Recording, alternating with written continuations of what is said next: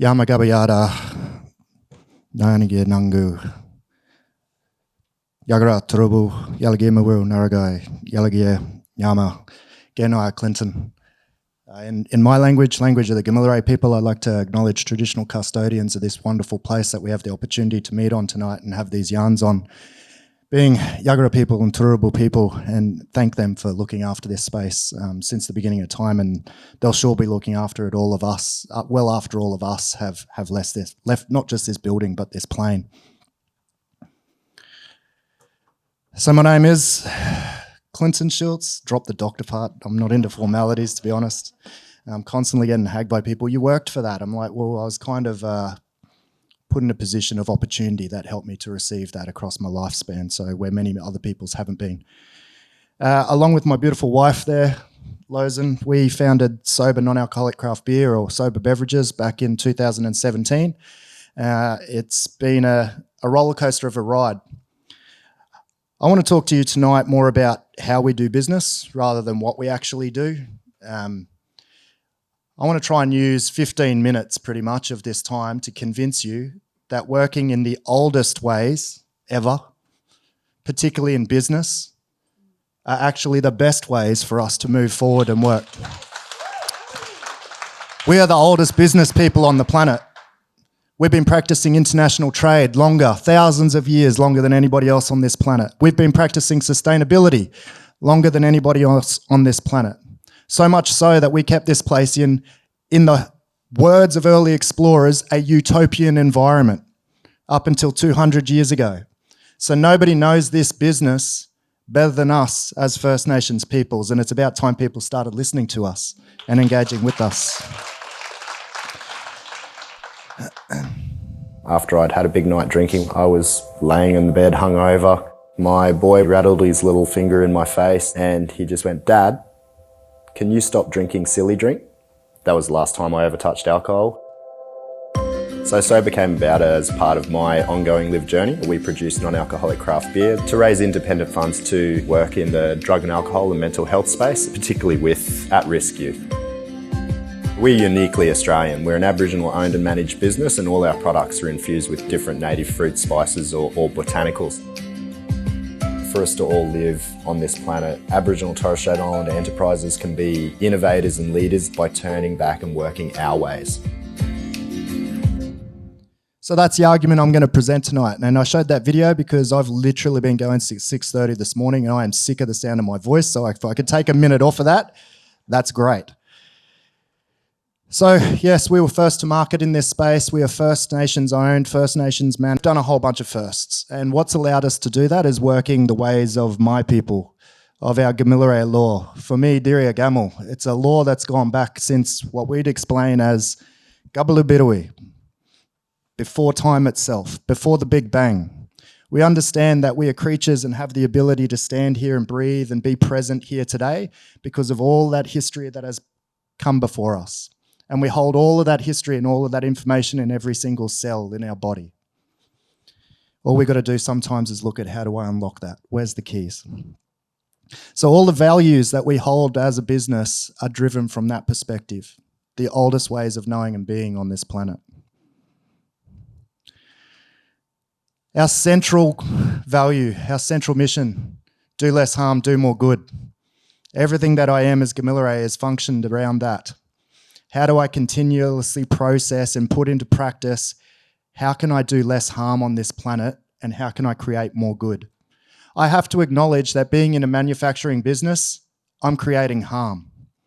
I'm creating destruction. I can't escape that. Trying to escape that would drive me insane. The lie itself would drive me insane. So I'm better off to acknowledge, yes, I create some harm on this planet, but hopefully through that, I can be constantly mindful of, how do I create more good? And we can take that down to the simplest level of every breath we take. Simply being on this planet as human being, we create harm to this planet. We breathe out carbon dioxide, it's toxic. Plants do a great job of trying to neutralize that for us, but we don't respect them. So I can be constantly mindful of, even at that level, how do I do less harm as human being, knowing that I exist? And how can I create more positivity on this planet, knowing I've been afforded the opportunity to actually be here?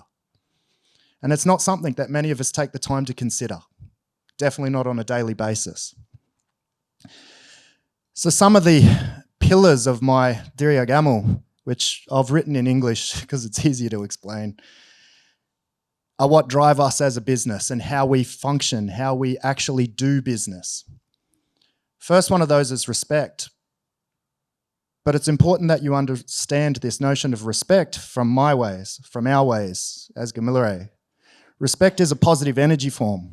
It's a beautiful thing that each and every one of us has the wonderful opportunity to create and share with another person, another thing, another place at any given time.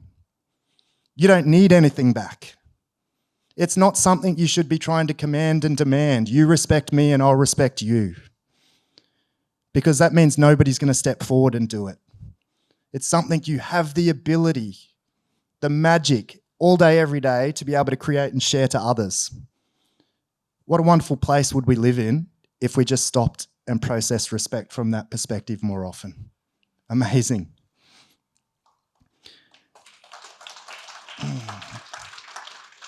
Responsibilities.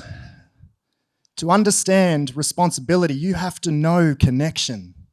You need to be able to sit back and unpack to whom and to what do I have a connection, so that I can then unpack what are my role and responsibilities built into those connections.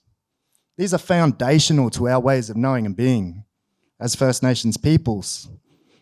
But unfortunately, I don't see a lot of responsibility in a Western world.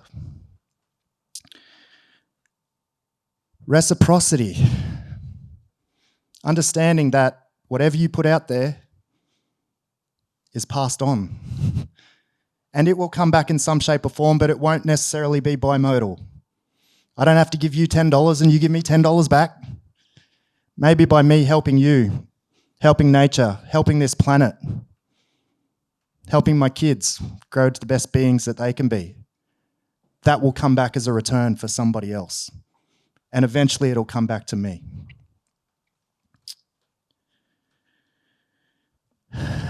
Acceptance. Something that's often spoke about, and it's something that, Eastern philosophy is given a lot of credit for, but it's central to our ways of knowing and being as First Nations peoples here in Australia. Accepting that I am wholly and solely responsible for what I create.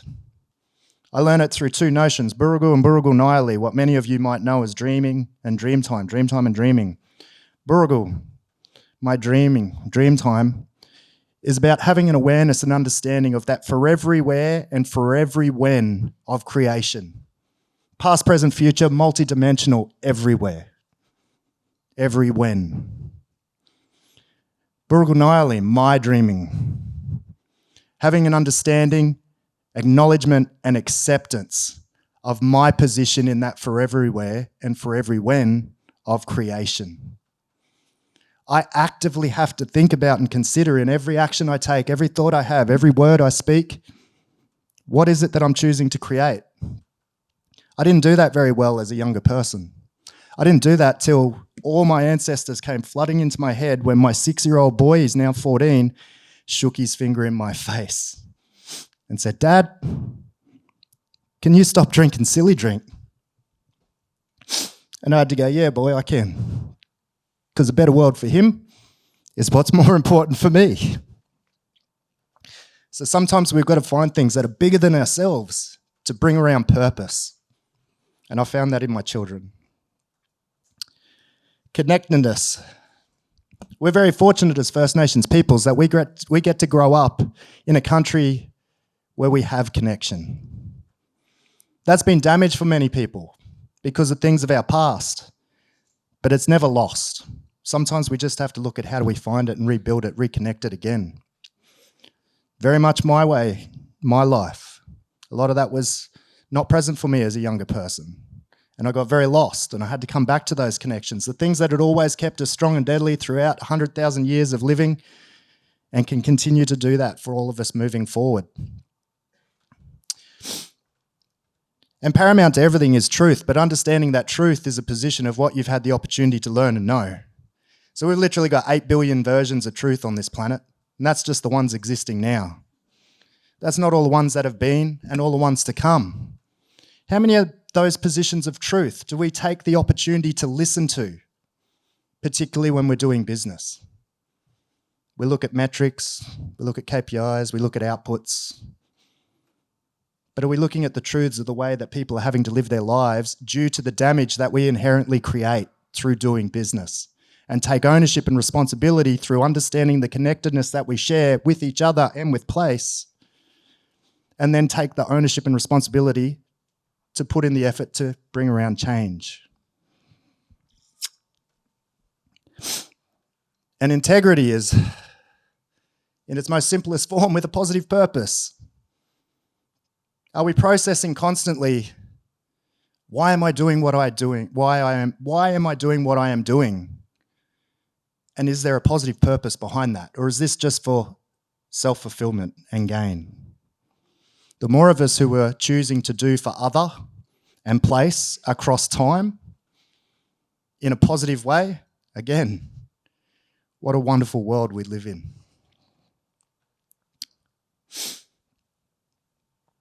So this is our purpose. We want to continuously grow so that we can give back to people and planet by being the most respectful company we can be. Nothing about beverages in that. That's not what drives us. We happen to sell a product so we can achieve this.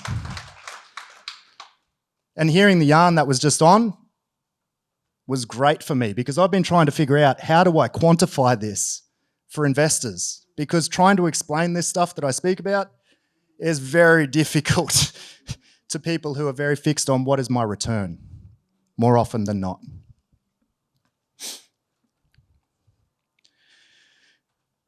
Some of the really entrenched principles that make us who we are as Gamilaroi, as individuals, as community, as business, are these notions here. Gawanaban gonna go.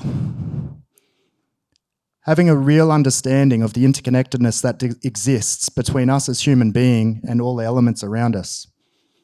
That we were provided at that time of Gabbalibidui, which doesn't just for us mean the bringing of light, it meant the bringing of consciousness. We were fortunate enough to be provided consciousness to be caretakers of this place, so the mother could continue to care for us.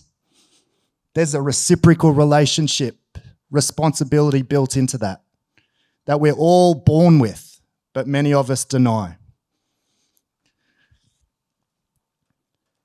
And I understand those relationships through an understanding of Durham Barangali, the simple essence of what is. That when you really break it down, we are all made of the exact same atoms as those chairs you're sitting on, as this building under our feet. So what I want you to do right now for me is I want you to just take 30 seconds or so to have a look around at this environment that we're in right now. And absorb it all. Everything that's around you, what you're sitting on, the room we're in, the projectors we're watching, the lights above us, everything we can see out these windows.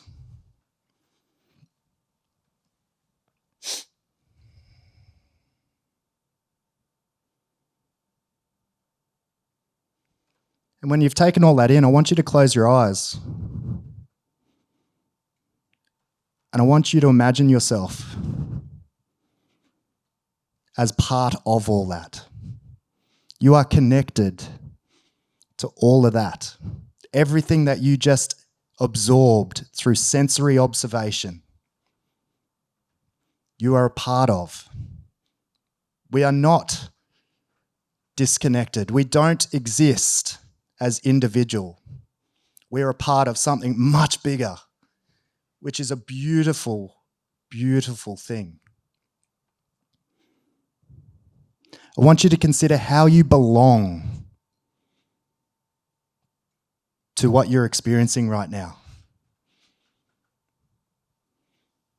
How do I belong to this experience that I'm having? Because for me, we have to learn that through Winangaligu. An understanding of how I belong to information, how I belong to sensory observation, absorption. How do I know? How do I belong to what I know through what I've had the opportunity to learn? Which helps to build connectedness to everything. We don't just belong to our families, to our communities, we literally belong to everything around us. And then I want you to consider when you leave here tonight how you belong to what you choose to speak about, to those that you engage with after this event, because you do.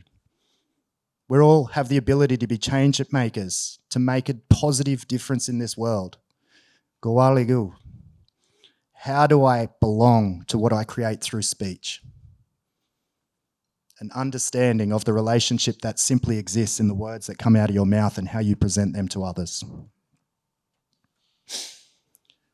So how does all that help us in terms of working towards some of these sustainability goals? So that's some of the stuff that we do up there.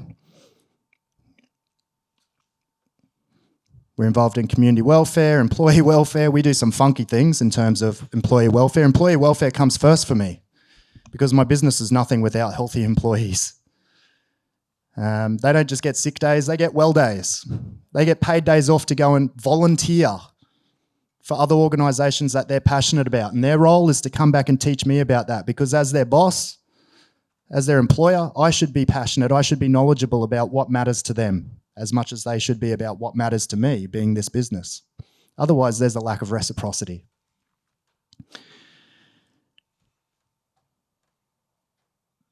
We're not perfect. We're not working in all those areas. We can't solve the world. But we're trying to do the best we very can in those spaces. So I don't have time to flick through all those. One of the things that we are doing is trying to become a B Corp, because it's a measure for us to keep us on track. Accountability is important in this world. So there's anybody tried to go through this process and know there's a whole bunch of accountability built into it, but it'll keep us on track.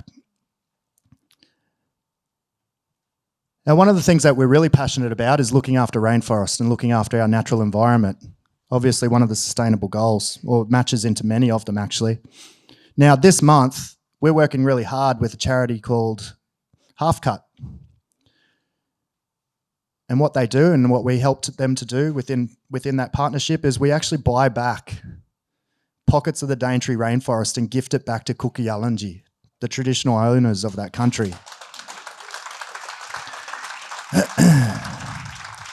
So for the entire of this month, jump on board.